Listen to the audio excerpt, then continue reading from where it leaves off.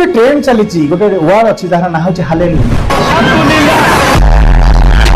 Hallelujah कही कौन प्रकृत में प्रभु पाखक जाऊँ ना भगवान श्रीकृष्ण कही सत्य को अणदेखा कर नर्कर रास्ता तैयारी कर। नमस्कार ओडिशा। आज समाज रे जीशु ना चली अंधविश्वास मेला। किए प्रार्थना करुच्ची तो किए भूल पूजा करुच्ची। वीडियो रे आपण देखिबे किपरि किछि लोक कला जादू और प्रेत आत्मा का सब बुझामणा करुछथि एवं लोके भूत प्रेत को उपासना करुछथि। किंतु सावधान ये आपण को नर्क आड़े को नहीं जाय। लोक निज स्वार्थ पई जीशुर नाम को व्यवहार करी शैतान द्वार को खोलुछथि। किंतु प्रकृत सत्य कौन भगवान श्रीकृष्ण भगवत गीतार स्पष्ट करछन्ति जे पूजा पद्धति ही निर्णय करे आपनक भविष्य। पूजा तीन प्रकार सात्विक जेउथिरे जप तप ध्यान थाए, राजसिक जेउथिरे बड़ आयोजन थाए एवं तामसिक जेउथिरे तंत्र मंत्र द्वारा भूत प्रेत को प्रसन्न कराए। आ ए तामसिक पूजा ही आपनक केवल विनाश आड़ को जीवन हराइबा परे भी आपनको पिशाच जोनि रे भ्रमण करिया पाई पड़ी। धर्म दानर नारे चालीची व्यवसाय क्रूस रे लटकिथिबा प्रभु को दान करूचंती। किंतु एइटा कोन प्रकृत दान? जदि आपण भूल पंथारे दान करूचंती एबे ताहा आपनको नरक उठाई दब। सचेतन हुंतु। प्रकृत भक्ति हृदय रु आसे, कला जादू नुहे। आपनको प्रार्थना पवित्र हेतिबा आवश्यक, नचेत आपनको सब दान धर्म वृथा हे जाय। खाली हालेलुया कहि देई चर्च रे दान कर देले आपण स्वर्ग को जाई परिबेनी, नरक को जाई।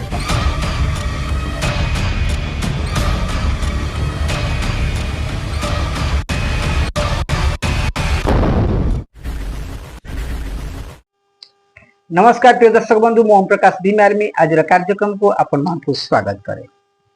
आशा करी आपण मान समस्त भल थे। मु बहुत दिन है आपण मान सहित साक्षात करी नहीं, जहाँकि निजर व्यक्तिगत कर्म टी व्यस्त बहुल भितर रही आपण मान निकट को वीडियो पठे नहीं। से किसी भाई बंधु माने फोन करी कहते कि भाई आपण कुआडे हजि गले।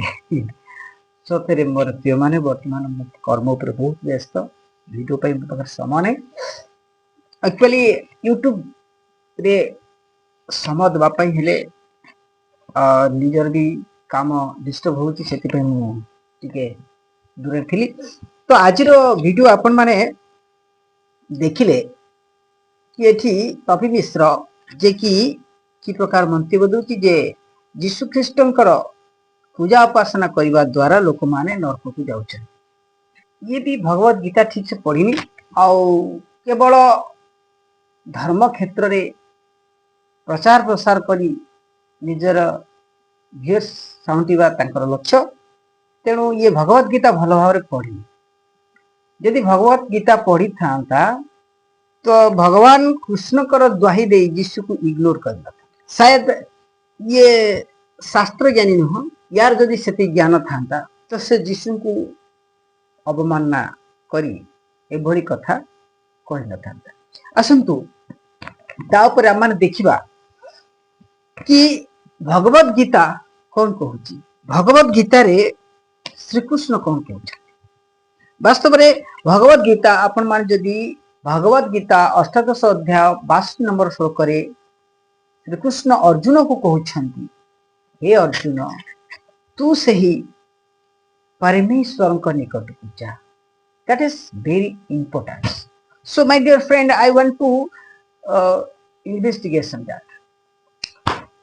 तो मोर प्रिय माने ये जो तपी मिश्र जो प्रकार प्रसंग को उपस्थापन करुची जे भगवान श्रीकृष्ण को इग्नोर कर समस्ते नरक को जाउछंती। जो माने कृष्णकर आराधना करुछंती, उपासना करुछंती, पूजा करुछंती, प्रार्थना करुछंती, विश्वास करुछंती। तो भगवत गीतार सबुठारु गोटे बड़ प्रश्न जहाँकि अर्जुन श्रीकृष्ण को करते। यदि आपण माने भगवत गीता पढ़ी आपण माने निश्चित रूपे जानिथिबे कि युद्ध को जीवा समय जेतेबेले अर्जुन श्रीकृष्णकर नंदी घोषर थरे बसी युद्धरे उपस्थापन होउछंती, से श्रीकृष्ण को कहउछंती, हे सखा मोते बा मोर रथ को नहीं तुमे उभय योद्धांकर मझिरे युद्ध क्षेत्र मझिरे रख।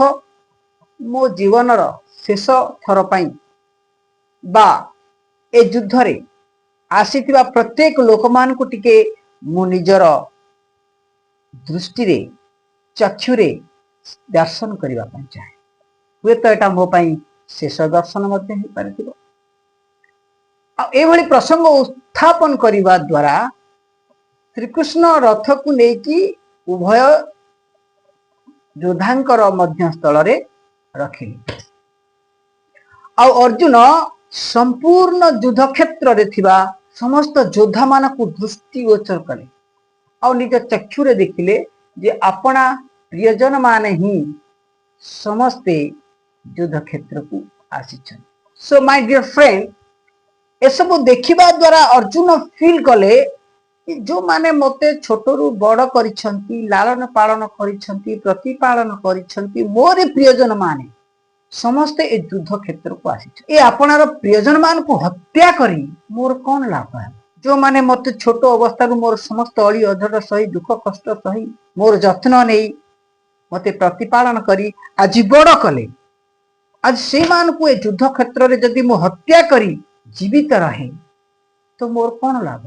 बा एमाने भी मते हत्या करी कर कौन लाभ? को कारण पई हम माने अपना अपना प्रियजन मान को हत्या करी? एहा द्वारा अर्जुन को हृदय रे ज्ञान जन्मनी। आउ ए क्षेत्र रे अर्जुन श्रीकृष्ण को कहती, हे सखा मु अपना प्रियजन मान को ए युद्ध क्षेत्र को आसीथिबार देखी मोर सर्वांग शरीर भय कंपमान हेउछि, मो हस्तरू धनुर्बाण खसी पड़ुछि।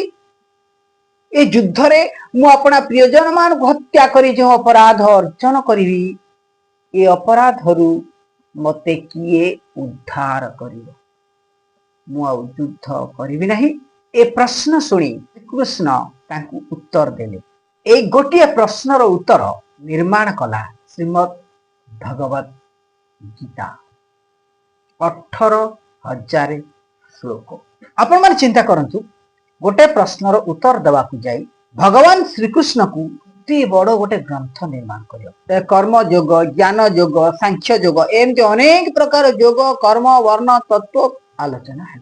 किंतु प्रश्न होची गोटे, आउ ए प्रश्नर उत्तर मूल रे गोटे कारण कि अर्जुन को युद्ध करिबा पाई समस्त प्रश्नर एकमात्र उत्तर होची अर्जुन को युद्ध करिबा पाई मजबूर करिया।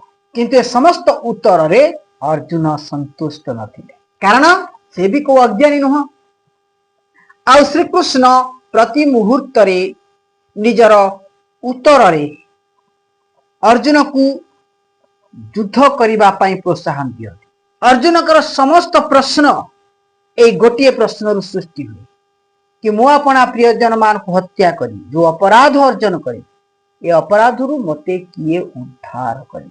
ए गोटे प्रश्नर उत्तर देवा पाई एते बड़ श्रीमद् भगवत ग्रंथ बा गीता रचना है। डायरेक्ट नुह, इनडायरेक्ट, गोटे परे गोटे, गोटे परे गोटे, गोटे परे गोटे, गोटे परे गोटे। भगवत गीता रे श्रीकृष्ण जेते समस्त विषय ज्ञान अर्जुन को देले से समस्त ज्ञान गोटे भी ज्ञान को श्रीकृष्ण निजे पालन करता। ए तपी मिश्र कहूची कि भगवान श्रीकृष्ण भगवत गीता रे कहिथिबा वाणी को इग्नोर करछे। जिते बुझेले मध्य अर्जुन बुझिले नहीं। परिशेष रे 18 अध्याय 62 नंबर श्लोक रे निजे श्रीकृष्ण बाध्य हे कहिले, हे अर्जुन तुम्हें बम शरणं गच्छ सर्वभावेन भारत तत्प्रसाद परम शांति प्रशाश्वती शाश्वत। हे अर्जुन तू से ही परम पुरुष परम आत्मा परमेश्वर निकट को जा, जी तोर समस्त पाप अपराध क्षमा करी तो स्वर्ग रे परम शांति प्रदान करे। ए समस्त विषय गोटे कारण होची जे श्रीकृष्णकर आज्ञा को वाणी को एमाने इग्नोर करुछंती। वास्तव रे अर्जुन जे समस्त प्रश्न पचारिले से समस्त प्रश्न भितरे ए श्लोक सबुठारु बहुत गुरुत्वपूर्ण। अर्थात एठी निजे श्रीकृष्ण अछंती आउ से जने परमेश्वरंकर नाम को उच्चारण करुछंती। तू सेही परमेश्वरंक निकट एकथा कहि परिथांते, हे अर्जुन मु सेही परमेश्वर मो चरण तले शरणापन्न हो, ମୁଁ ତତେ ସ୍ୱର୍ଗରେ ଶାନ୍ତି ଦେବି ନାଇଁ ନା। ତ ସ୍ୱୟଂ ଶ୍ରୀକୃଷ୍ଣ ଅର୍ଜୁନଙ୍କ ପ୍ରଶ୍ନର ଉତ୍ତର ଦେବା ପାଇଁ ବିଳବିଳ ହେଉଛନ୍ତି, ବିଲବିଲା ହେଇଯାଉଛନ୍ତି। ଆଉ ସେଥିପାଇଁ ଏତେ ବଡ ଗୋଟେ ଗ୍ରନ୍ଥ ରଚନା କଲେ। ଆଉ ସେ ଗ୍ରନ୍ଥରେ କୁଆଡେ ସଂସାରର ମୁକ୍ତିର ମାର୍ଗ ଅଛି। ଯେତେବେଳେ ଯୀଶୁଙ୍କର ଶିଷ୍ୟମାନେ ଯୀଶୁଙ୍କୁ ପଚାରିଲେ, ପ୍ରଭୁ ଆମକୁ ପିତାଙ୍କୁ ଦେଖେଇ ଦିଅ। ଆଉ ଯୀଶୁ ଖ୍ରୀଷ୍ଟ କହିଲେ, ଯେ ମତେ ଦେଖିଛି ସେ ପିତାଙ୍କୁ ଦେଖିଛି। ପିତା ଯେ ମୋ ଠାରେ ବିଦ୍ୟମାନ ଆଉ ମୁଁ ପିତାଙ୍କ ଠାରେ ଥାଏ। ଏହାର କହିବାର ଅର୍ଥ ହେଉଛି କି ତୁମେ ମୋ ଠାରେ ଯୋଉ ଗୁଣ ଚରିତ୍ର ଦେଖୁଛ, ମୋ ଠାରେ ଯୋଉ ଆଚରଣ ବ୍ୟବହାର ଦେଖୁଛ, ମୋ ଠାରେ ଯୋଉ ଚରିତ୍ର ଦେଖୁଛ, ମୋ ଠାରେ ଯୋଉ କଥାବାର୍ତ୍ତା ଦେଖୁଛ, ମୋ ଠାରେ ଯୋଉ ବ୍ୟବହାର ଦେଖୁଛ, ମୋର ଯୋଉ ଜୀବନ ଶୈଳୀକି ଦେଖୁଛ, ଇଏ ହଉଛି ମୋ ନିଜର ନୁହଁ, ଅର୍ଥାତ ମୋ ପିତାଙ୍କର ଗୁଣ ଚରିତ୍ର ଆଚରଣ ବ୍ୟବହାରରେ ମୁଁ ସର୍ବଦା ନିଜକୁ ଜଗତ ନିକଟରେ ପ୍ରକାଶ କରୁଛି। ତେଣୁ ମତେ ଦେଖିବ ଯାହା ମୋର ପିତାଙ୍କୁ ଦେଖିବ। ଏହା ଦ୍ୱାରା ସେ ନିଜକୁ ଈଶ୍ୱରଙ୍କର ବାସ୍ତବିକ ପ୍ରତିବିମ୍ବକୁ ଆପଣା ଶିଷ୍ୟ ମାନଙ୍କ ନିକଟରେ ଉପସ୍ଥାପନ କରେ। ଯେ ମତେ ଦେଖିଛି ସେ ପିତାଙ୍କୁ ଦେଖିଛି, ଆଉ ପିତା ମୋ ଠାରେ ବିଦ୍ୟମାନ। କିପରି ନା ତାହାଙ୍କର ଗୁଣ ଚରିତ୍ର ଆଚରଣ ବ୍ୟବହାର କାର୍ଯ୍ୟକଳାପ ଏ ସମସ୍ତ ବିଷୟ ମୋ ଠାରେ ମହଜୁଦ ଅଛି। ଏ ସଂସାରରୁ ଖାଲି ଏ ରକ୍ତ ମାଂସର ଶରୀରକୁ ମୁଁ ଧାରଣ କରିଛି, କିନ୍ତୁ ଏ ଶରୀର ଭିତରେ ସ୍ୱୟଂ ପରମେଶ୍ୱର ବିଦ୍ୟମାନ ଅଛି। କେତେ ସୁନ୍ଦର ଭାବରେ ଉତ୍ତର ଦେଲେ। ଆଉ ସେଥିପାଇଁ ଏତେ ବଡ ଗ୍ରନ୍ଥ ଲେଖିବାକୁ ପଡିଲା, ଗୋଟେ ପ୍ରଶ୍ନ ଉତ୍ତର ଦେବା ପାଇଁ ଏତେ ବଡ ଗୋଟାଏ ପ୍ରହସନ ବନେଇବାକୁ ପଡିଲା। ତ ଆଉ ଏ ଯୋଉ ଭାଇ କହୁଛନ୍ତି ଯେ ଏହା ଦ୍ୱାରା ଏମାନେ ସବୁ ହାଲେଲୁୟା କହିକି ନରକଗାମୀ ହେଉଛନ୍ତି। ତ ଆସନ୍ତୁ ଆମେ ପଢିବା ଦେବୀ ଭାଗବତ ତାର 5ମ ଅଧ୍ୟାୟ 5 ପଦରୁ 6 ପଦ। ଆପଣମାନେ ସ୍କ୍ରିନରେ ତାହା ଦେଖିପାରିବେ ଆଉ ପଢି ମଧ୍ୟ ପାରିବେ, ଯାହାକି ଏହିପରି ଲେଖାଯାଏ, जो मनुष्य माया के गुण से प्रभावित होकर ब्रह्मा विष्णु महेश चंद्रमा अग्नि जम वायु गणेश आदि प्रमुख देवता की स्तुति पूजा करते हैं, वो अज्ञानी मूर्ख है। अज्ञानी है। सोच सकते हैं कि यहाँ पे हिंदी पे लिखा गया है कि जो माने माया के गुण से प्रभावित होकर, यानी जो माने माया गुण रे प्रभावित होई निजर माने धर्म कर्म साधन कर ब्रह्मा विष्णु महेश्वर चंद्रमा अग्नि जम वायु एमानकर पूजा अर्चना कर अज्ञानी बोली कहूची देवी भागवत। तो ये वर्तमान 3 प्रकार पूजा विषय कहूँ, तामसिक राजकीय एमती 3 प्रकार पूजा विषय से कहूँ। पूजा करने द्वारा मनुष्य मोक्ष प्राप्ति हुए, किंतु से धर्मशास्त्र कहूँ कौन, से मानकर ग्रंथ कहूँ कौन, देवी भागवत ये माने समस्त मूर्ख।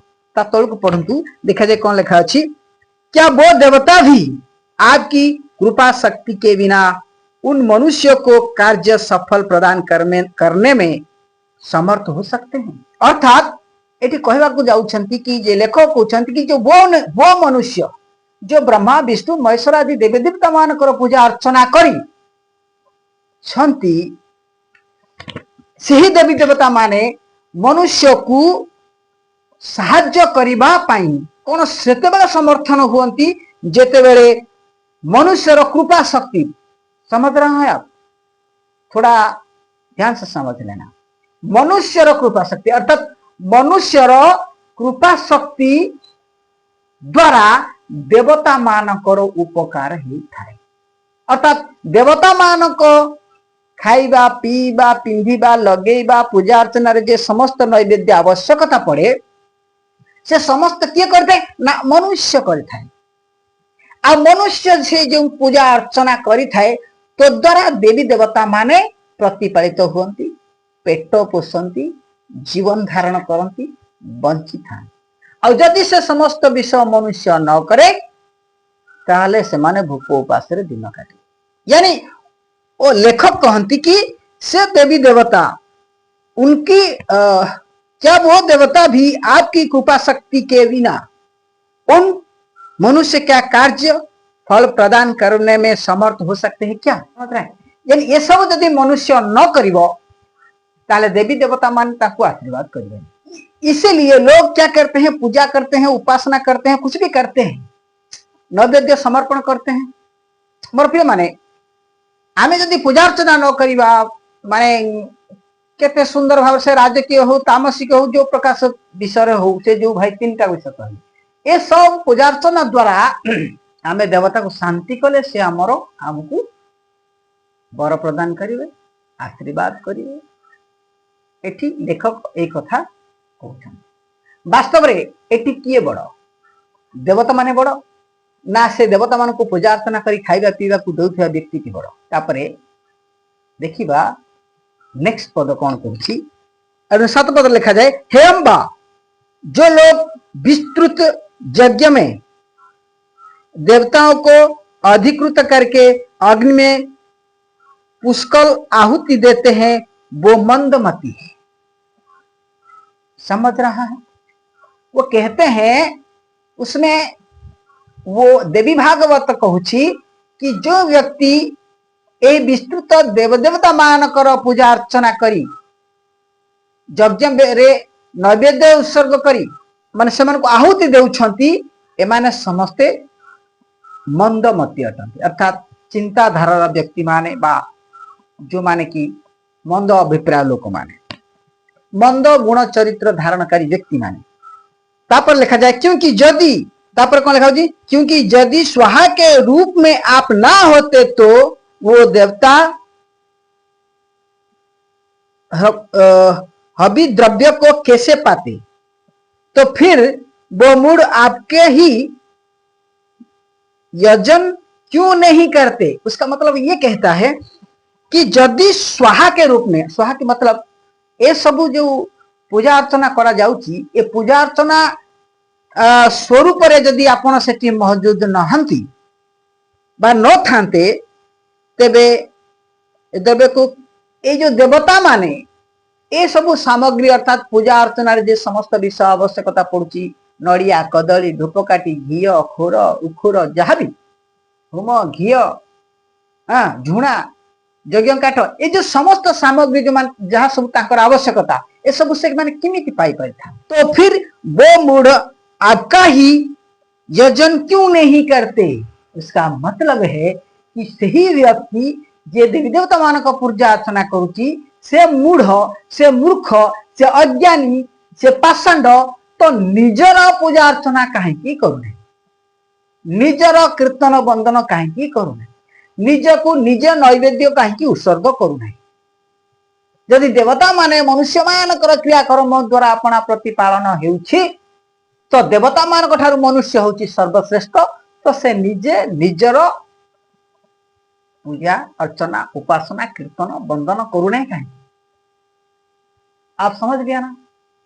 वीडियो टिके लंबा होछि तो मोर प्रिय माने अपन माने सठी बार बुझी पारले कि जिसे कहूची जे कही हालेलुया कहउछंती से माने समस्ते नरक को जाउछ। वास्तव रे हालेलुया शब्दर अर्थ कोन ये जानिनी एपर्यंत हालेलुया शब्दर अर्थ कोन। हालेलुया शब्दटा होची पृथ्वीर शब्द, यह स्वर्गीय शब्द जहा कि दूत माने स्वर्ग रे परमेश्वरंकर प्रशंसा करिवा समय रे व्यवहार करन। हालेलुया अर्थात परमेश्वरंकर प्रशंसा है, परमेश्वरंकर गौरव है, परमेश्वरंकर महिमा है, ये होची हालेलुया शब्दर अर्थ। किंतु हालेलुया शब्द को व्यवहार करी एमाने नरक को जाउछंती बोली जो विषय से उपस्थापन करूची ये तुमको बुझेगा। वे तो ए सप्ताह आम समस्त बेसी बहुत बड़ा चैलेंजिंग वीडियोटे मु भावुची बोधे यही सप्ताह धीरे माने ये जो 100 वर्ष अतिक्रांत करुची वर्तमान आम 26 वर्ष अतिक्रांत करे आ 74 वर्ष रही आम सुनिश्चित रूपे यह द एंड टाइम यानी परमेश्वर दिन मनुष्य दिन राति मिसी 24 घंटा होची गोटे दिन किंतु परमेश्वर दृष्टि रे 100 वर्ष होची गोटे दिन जहाँ बाइबल परमेश्वर को कारण से तो तम आम भली 20-25 वर्ष आयुष नहीं बंची ना से तो अनंत कालीन परमेश्वर अटन ये जो तर्क वितर्क भितर ये जो आलोचना समालोचना भितर आपण मान जहाँ बुझिले ता केते दिन आपन को भलो लागिला तो दयाकरी कमेंट बॉक्स कहिबे आपण ए संसार रे जेते पुस्तक पढ़ी जेते धर्म ग्रंथ पढ़ी सबु धर्म ग्रंथ रे देवी देवता माने मृत्युवरण करुछंती उद्धारकर्ता माने मृत्युवरण करुछंती महापुरुष माने मृत्युवरण करुछंती किंतु प्रभु यीशु ख्रीष्ट नूतन नियमर सबुठारु गुरुत्वपूर्ण व्यक्ति जे कि मृत्युर 3 दिन पर पुनर्जीवित होई उठुअछंती सत कथा कहबाकू गले जे निजे निजकू रक्षा करि पारु नाही से अन्य को किपरि रक्षा करि तो ये भाई माने कहती कंटा पिटा पालभूत वास्तव रे यीशु ख्रीष्ट मृत्युर 3 दिन पर पुनर्जीवित होई 40 दिन पृथ्वी पृष्ठ रही 40 दिन पर अपना 5000 लोक मान साक्षात स्वर्गारोहण करवाटा सारा संसार पाई गोटे चैलेंजिंग विषय गोटे चमत्कार विषय यह द्वारा से निज को प्रमाणित करदेले जे मु जहा कहे ताहा करे मु जहा कहे ताहा करे से जहा कहिले ताहा करिकी देखै देला किंतु एमाने जो रामकृष्ण भगवान ब्रह्मा विष्णु ए समस्त विषय कहउछन्ती ना से माने जहा कहंती ताहा करि पारंती नै काहे कि ना एमाने सर्वशक्तिमान परमेश्वर तेणु मोर प्रिय माने आशा करे आपण माने बुझी पारथिबे तेणु मु शेष रे गोटे विषय कहिबी गांधारी शतपुत्र विनाशन समेत कूड़ कूड़ सन्या अनेक पुत्र से पिता हंता अनेक पत्नी से पति हंता अनेक माता से पुत्र हंता स्वकर्मे स्ववंश विनाश अर्थात जो श्री कृष्ण भगवत गीता रे कहती कि मु सृष्टि मु स्रष्टा मु ही सारा संसार सर्वशक्तिमान ना से निजुक रखी पारे ना निजर वंश को रक्षा करि पारे गांधारी शतपुत्र गांधारी 100 पुत्र को विनाश करने द्वारा गांधारी जो अभिशाप देला जे मो वंश को जेमिति बुड़े की मारिछु सेमिति तो वंश मध्य बुड़िबो अष्टवक्र ऋषिंकर जो अभिशाप ये अभिशाप रु जो श्री कृष्ण ना निज को रक्षा करि पारे ना निजर वंशधर को रक्षा करि पारे ना से निजे स्वर्ग को गले तो आपण माने कोठी